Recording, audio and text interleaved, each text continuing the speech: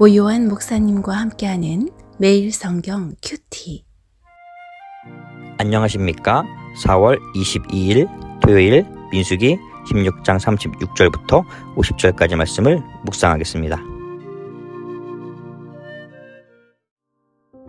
여호와께서 모세에게 말씀하여 이르시되 너는 제사장 아론의 아들 엘르아살에게 명령하여 붙는 불 가운데에서 향로를 가져다가 그 불을 다른 곳에 쏟으라. 그 향로는 거룩함이니라. 사람들은 범죄하여 그들의 생명을 스스로 해하였거니와 그들이 향로를 여호와 앞에 드렸으므로 그 향로가 거룩하게 되었나니 그 향로를 쳐서 제단을 싸는 철판을 만들라. 이스라엘 자손에게 표가 되리라 하신지라.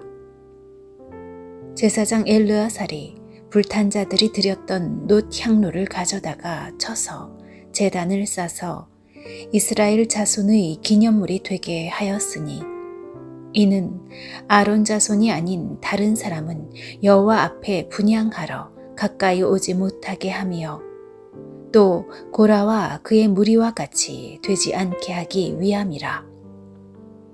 여호와께서 모세를 시켜 그에게 명령하신 대로 하였더라.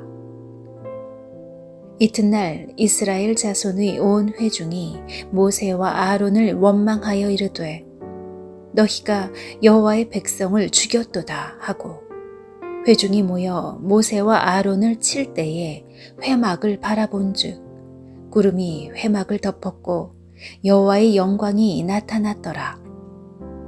모세와 아론이 회막 앞에 이르매 여호와께서 모세에게 말씀하여 이르시되 너희는 이 회중에게서 떠나라. 내가 순식간에 그들을 멸하려 하노라 하시매 그 두 사람이 엎드리니라. 이에 모세가 아론에게 이르되 너는 향로를 가져다가 제단의 불을 그것에 담고 그 위에 향을 피워가지고 급히 회중에게로 가서 그들을 위하여 속죄하라. 여호와께서 진노하셨으므로 연병이 시작되었음이니라. 아론이 모세의 명령을 따라 향로를 가지고 회중에게로 달려간즉 백성 중에 연병이 시작되었는지라. 이에 백성을 위하여 속죄하고 죽은 자와 산 자 사이에 섰을 때에 연병이 그치니라. 고라의 일로 죽은 자 외에 연병에 죽은 자가 14,700명이었더라. 연병이 그침에 아론이 회막문 모세에게로 돌아오니라. 하나님의 백성들 사이에 반란이 일어나고 그 반란의 사건이 계속해서 이어지고 있는 가운데 오늘의 이야기가 이어지고 있습니다. 그 반란의 주동자들은 땅이 갈라져 죽게 되고 그리고 그 반란에 동조했던 사람들은 불에 타 죽게 되는 사건이 오늘의 이야기의 시작 부분에 있습니다. 그리고 그 속에서 하나님의 명령은 그 불타 죽은 자들이 가지고 있었던 향로를 가져다 쳐서 제단을 싸는 철판을 만들 것을 요구하고 계십니다. 그리고 이것이 이 사건을 기억나게 하고 생각나게 하는 이스라엘 자손에게 기념이 되고 표가 될 것이다 라고 이야기하셨습니다. 긍정적인 사건이든 부정적인 사건이든 하나님의 역사 가운데 일어나고 있는 일들을 기억하고 기념하고 그것을 하나님의 뜻이었다, 하나님의 계획 가운데 있었다 라고 알리고 전하는 것이 중요한 것을 우리는 이 이야기를 통해 알 수 있습니다.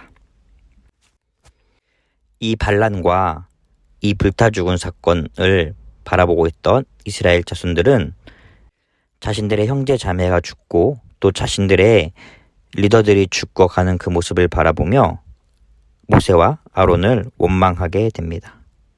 그들은 이 사건의 겉에 있는 일어나는 모습들만 보고 모세와 아론을 원망하고 있습니다.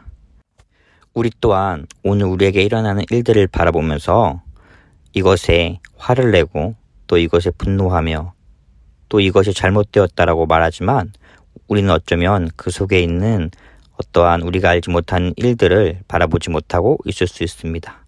그리고 이스라엘 백성들의 그러한 모습에 심판하는 하나님의 모습을 바라보며 우리도 오늘 우리의 주변에 일어나고 있는 일들에 더욱더 눈을 기울이고 그 속에 있는 하나님의 뜻과 또 그 속에서 일어나고 있는 우리가 알지 못하는 일들이 있음을 기억해야 합니다.